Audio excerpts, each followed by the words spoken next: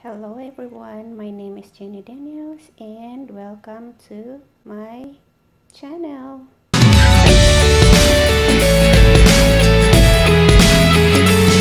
So guys, ang ipapakita ko po sa inyo kung gaano po sila kamura. Okay, mag-umpisa po tayo dito. Nakuha lamang po namin ito ng $15. $15 lang po. Ito, tunay po siya na white gold. Yan. Kung nakita niyo po. Nakuha lang namin siya ng $10. Itong kwintas na ito ay $1.50. And ito pong mga hikaw na ito ay nakuha ko lang ng mga 50 cents ang Paris po. Yan, ito may pangalan pa yan. Hindi lang makita kasi maliit. Ito, nakuha ko siya ng $5 sterling silver.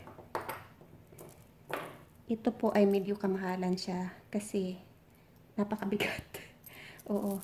Tapos, Ralph and Lauren po siya. $45 po ito nakuha. Ito po ay $1. Ito po is sterling silver.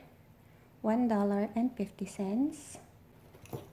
Ito po ay Saint Christopher Protect Us. Ang sabi ng asawa ko, ito daw nung kapanahonan niya ay ito po yung ginagamit ng mga surfers or mga divers. Sobrang bigat po siya mga kapatid. Nakuha namin siya ng $35. Kung nakita niyo po yung kanyang chain, parang Chanel. Super bigat. Mayroon po kaming nakita na ganito po sa MacG Jewelries. Sobrang nipis po. Sobrang nipis. Kasing nipis lang siya ng ganito yung chain. At yung kanyang pendant ay sobra po talagang napaka nipis. $350 po. Ito po ay $35 lang nakuha namin. Ito po. Kita niyo yan? Yan. Coin yan. And turquoise. Sterling silver. Ay, actually is silver lang pala ito. Tapos, $28. Pero hindi ko po ito siya nagamit. Hindi ko kayang gamitin kasi masyadong mabigat at masyadong malaki. Itong turquoise, napakaganda. Ito po may halaga po ito. Hindi ko nasabihin kung magkano. Kung tunay, kung iaano mo siya, malaki po ang value. Pero nakuha lang namin ng $3. Itong bracelet na ito, ang ganda-ganda mga kapatid. Nakuha ko lang siya ng $1.50 kasi sobrang itim ito siya mga kapatid. Kinuha ko lang siya. Tapos, pinakintab ko. Ayan na. Ayan, ang ganda-ganda. Ayan. Diba, nung makita ko siya, tuwang-tuwa ako kasi Gigi po ang tawag sa akin ng aking pamilya at mga kaibigan. At nakakatuwa, 'di ba? Kasi ito oh.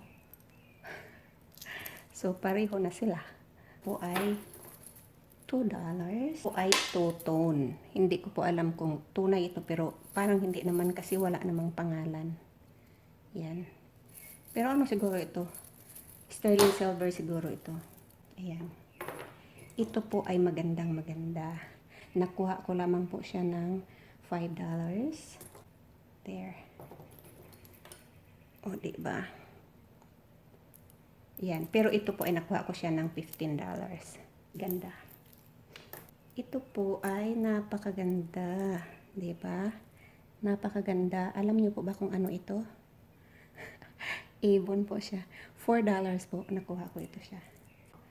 Yan. Kita niyo po. 50 cents. Hindi ko alam kung ano to. Pag kinuha ko lang. Ito ay magandang maganda, diba? Ayan, hindi ko po alam kung gaano ito katotoo. Pero may nakapangalan po dito. Ayan, pendant 50 cents. Nung mga nakuha ko ito, mga sobrang mga maitim po ito sila.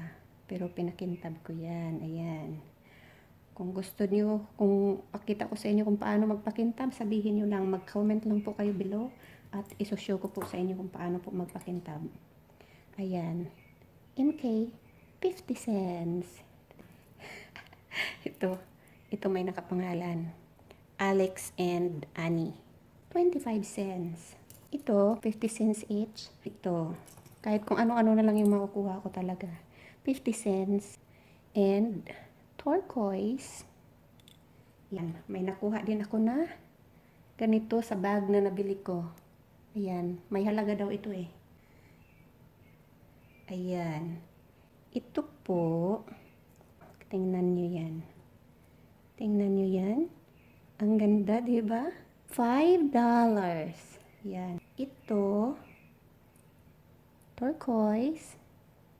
Yan. $1. Pero meron po siyang nakalagay dito. Hindi ko siya mabasa. Kasi masyadong maliit. Yan. Ito, nakuha ko siya ng $1.50. Ito, hindi ko alam kung ano to. Pero, kasi tiningnan ko talaga siya. Hinang po talaga siya. Hinang po talaga siya. So, kuha ko po ito $5. Hindi, kasi may bato eh. Hindi ko alam kung ano to eh. Ito po, ang pinagtawanan ako ng asawa ko mahabang kadena. Hindi siya nagbago ang kulay. Pero, aywan ko, totoo ba to? Sobra naman kung totoo to sa haba. Ito rin, hindi rin nagbago ang kulay niya. Pero, aywan ko kung ano to. Baka fake lang kasi magaang naman. Ito ay Avon din. $1 lang din ito. Avon po ito. $1 lang din. Pero mga kapatid, this one, believe it or not, nung kinuha ko po ito ay sobrang itim. Sobrang itim po ito at pinakintab ko lang din. Ayan. Ito, ganito na po siya kakintab at meron po siyang nakapangalan din. May nakaukit din po dito pero hindi siya kasi masyadong makita. Ayan. Ano ko nga ito, patitingnan ko nga ito kung totoo ba ito. Kasi nung pinakinsab ko, ganito na yung itsura. Ang ganda-ganda. Ito po, nakuha ko po ito siya ng 25 cents. Kung nakita niyo po, mayroon po siyang nakalagay na 14 karat. Kita nyo? Religious po yung nakalagay dyan. Itong chain, iba din po ito. Nakuha ko po ito ng $2 at ang nakalagay po dito ay 12 karat. Yan. Yan, 12 karat. Ito, kita niyo po yan. Ayan.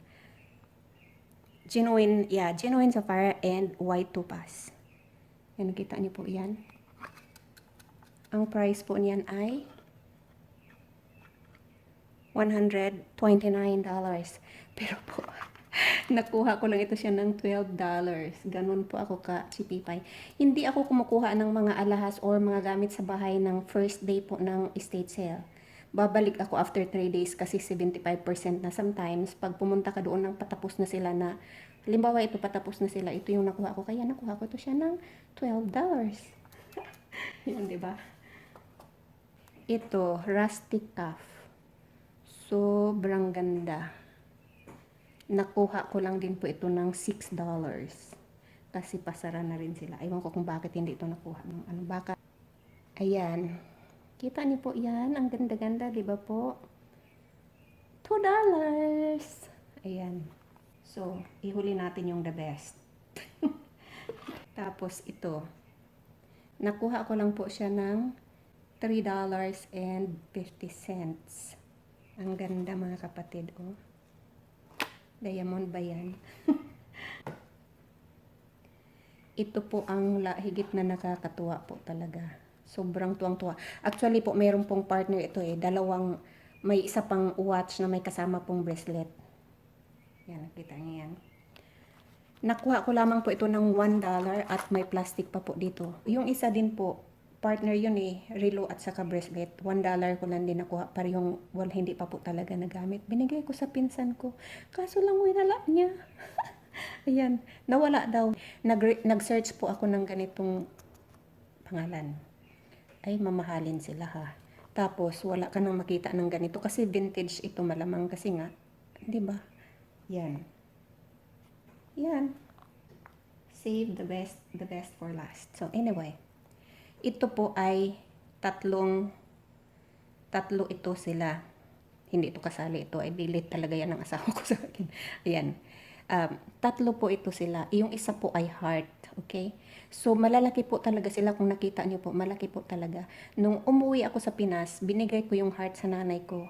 Hindi ko talaga siya tunay na nanay. Auntie ko po siya, pero parang doon po ako lumaki. Yan, medyo makinig pa yung aking katawan mga kapatid. Hindi pa ako masyadong recovered.